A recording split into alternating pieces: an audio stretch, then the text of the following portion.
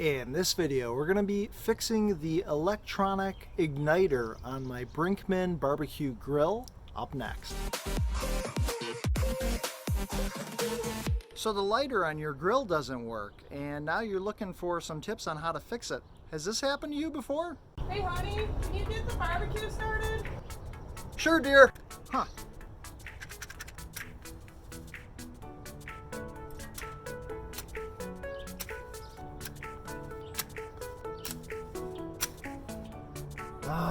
Man, I'm so sick of lighting this thing by hand. I wish the button worked. Well, let me try the lighter.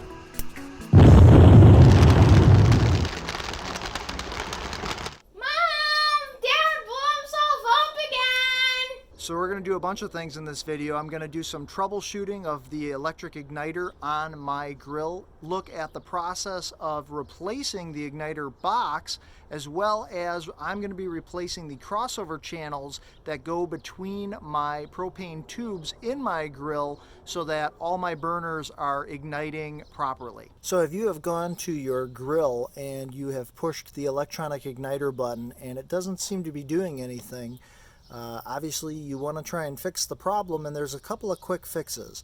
The first and easiest thing that you're going to want to do is unscrew this button, and I don't know if you are aware that you can just unscrew this button, but go ahead and unscrew it, and believe it or not, there is actually a battery in there, and this is a AA battery that I've had in here, and over time these batteries wear out, and you can just find a charged brand new battery and go ahead and try replacing it in your grill. Go ahead and screw your button back on and see if that fixes the problem. Now that may or may not fix the problem for you, but a lot of times that seems to be the easiest solution. Not all grills have a battery in this push button, but a lot of them do, especially if you've got like a Brinkmann or a Weber grill. A lot of those use batteries for these electronic igniters.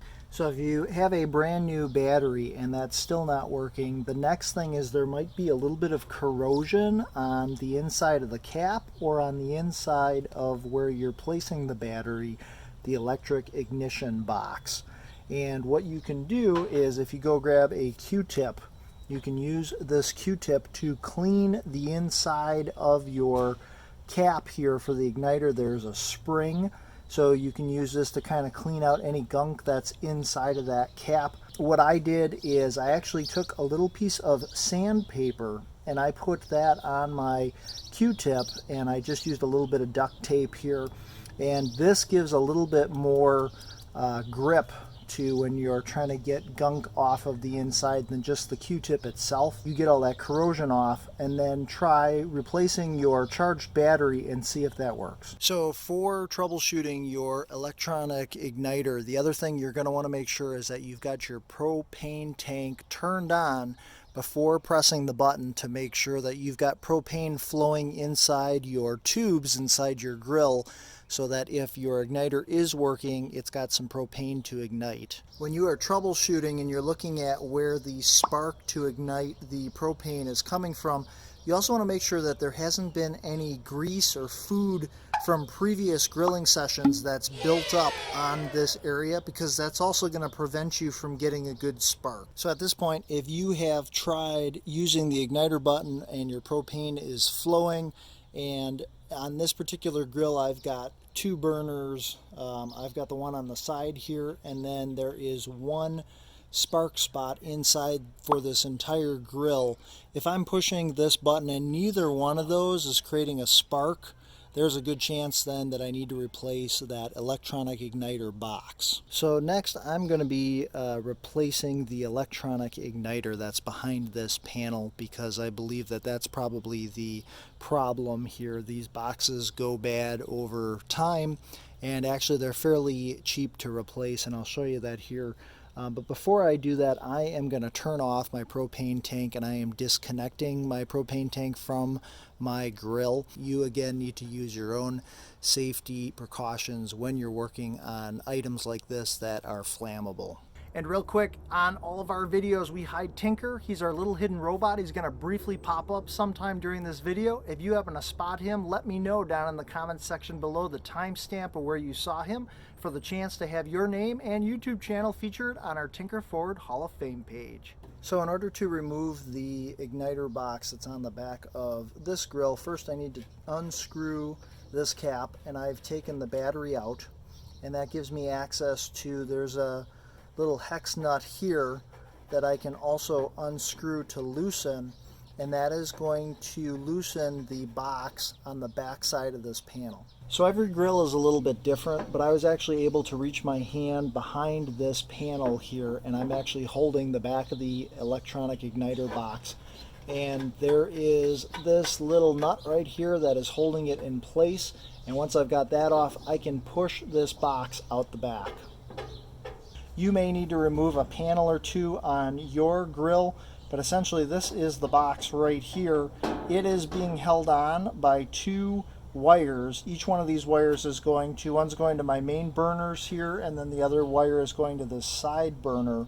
We're going to disconnect those wires from this box, and I'm actually going to just put some tape on them so I remember which wire is going to which burner. So I put a number 1 on this top wire for my main burners, and then a number 2 on this side burner so I know which ones are there, and then these just pull straight back out of this box. You can kind of wiggle them a little bit, but that is going to loosen them from this box.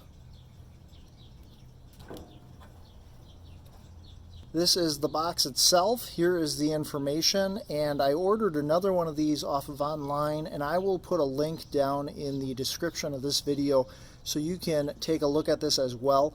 Now, some grills have more than just 2 wires coming out of these boxes, so you do have to make sure that your model number or your box matches up with that same design, just so that you don't order the wrong box. Otherwise you're going to have to be returning things. So I've got the old igniter box over here and the new one that I've ordered, and they both have the DHLG model number, and I'm going to go ahead and connect wires to this new one and we'll get this installed. I'm going to reinsert my battery. However, I noticed that this replacement that I ordered actually takes a AAA battery instead of a AA from the old one. I'm going to tighten my new cap on. We are going to test this out. So the first thing I'm going to notice immediately without even having the propane reconnected is by pushing the button, I hear a clicking sound. So it is trying to ignite. We're going to reconnect our propane tank. So with my propane tank connected, I'm going to turn on the gas. Another handy gadget that I just wanted to point out here is this propane gauge that I picked up, and I'll leave a link down in the video description so you can check this out as well. But this gives you an indication of how much propane you have left and when you're starting to get low, so that you never run out of propane when you are in the middle of grilling again, because that's not fun. So I'm going to turn my burner on here. Let's go ahead and try our electronic igniter. And you can see the flame right there. I don't have to use the little flame torch anymore to get this guy going because I was able to replace the igniter. So the other thing that I noticed here is that my burners are not all igniting. And if you might be having the same problem as well on a grill that's a couple of years old, I'm going to show you what I'm going to do here real quick. You'll notice that my spark igniter is only on that middle burner, and it ignites those other 2 side burners by sending the propane flame across the back. However, you'll notice that my back bars, my crossover bars, are pretty much rusted out. So I was able to order some new parts, again, very cheap online, and I'm going to be replacing those as well. You can see a close-up of the rusted off channel right here, but this is where the propane would flow through, get to that other burner, and then when I turn the knob on the grill, that's going to ignite it. So here are those universal crossover bars, and this is the product that I bought online. And again, I will leave a link down below in the description so that you can check this out for yourself. Very inexpensive online, and I'm going to replace my crossover channels so that my flame spreads to each one of those burners. And for right now, these grill burner covers are still doing their job, but you can see they are also starting to rust out. At some point, I'm going to have to buy some new burner covers and replace these guys as well. So the kit comes with all these different pieces. These 2 pieces slide together, and this is the actual channel itself. so you can make it as long as you want it or need it to go in between your tubes here. And then there are also included these L brackets, and then I just used the included screw and nut, and I'm going to attach this and then make this the exact length that I need. So I was going to try and attach these L brackets using these existing screws for the tubes, but they're so charred and rusted that I can't even loosen those guys. So I am just going to quick drill 2 new holes here. I do have 2 more screws included, and then I'm going to attach those to attach this bracket right here.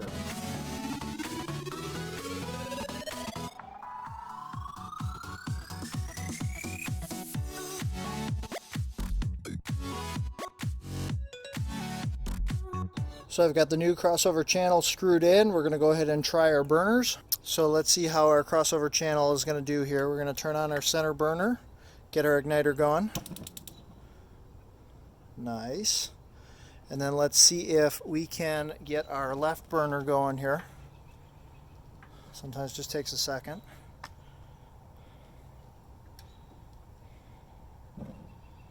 But you'll see that that is allowing that one to also start up. So the last replacement I would do then is the channel on the other side, because that one's all rusted out. So I just realized that in ordering this particular crossover channel part, this just came with enough parts for me to do this one connection. In order for me to replace this other one, I'm going to need to order another one of these.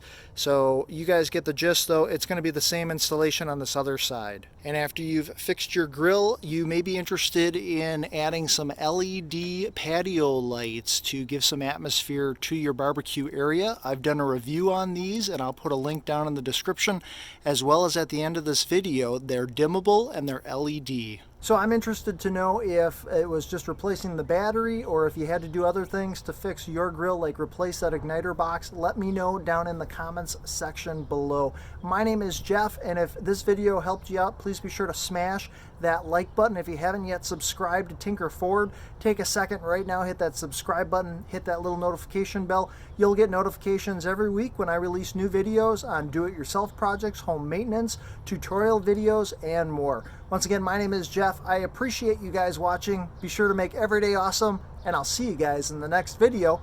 But in the meantime, I'm gonna grill up some dinner.